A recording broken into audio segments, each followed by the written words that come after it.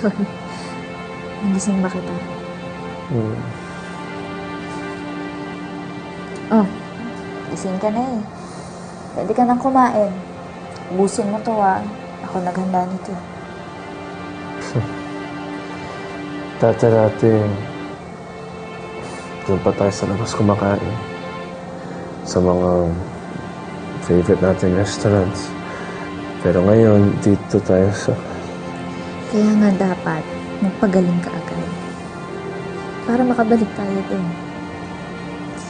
Tapos maglilibot pa tayo sa malalayong lugar para makahanap ng iba pang makakainan.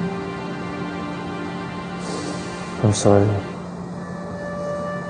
Sana patawarin mo ako sa pagsisikreto sa'yo. At sorry rin dahil alam ko nahihirapan ka na sa sakit ko. Ratty Bear, wala kang kasalanan. Alam ko, may dahilan ng Diyos kaya niya ibinigay sa'yo ang pagsubok na yan. Kasi alam niyang malakas ka. Pero dapat tulungan mo ang sarili mo lumaban. Please. You don't need to do these things for me. Dapat kayanin ko itong pag-isa. Kaya please, umuwi ka na, Diana. I don't want your parents getting worried. Alam ko namang naiintindihan nila ako eh. Please, just go. I hope you understand.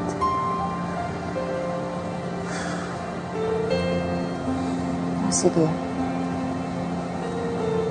Pero babalik ako. Dahil ipinangako ko sa'yo na tutuparin ko ang lahat ng sinabi ko sa'yo. At dapat din kumain ka na. Kumain ka na. I love you. I love you too.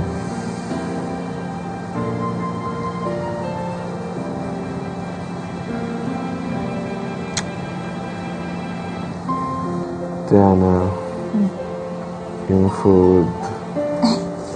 Okay. Sorry. Teka. Ako muna. Tayo. Okay, I'm good.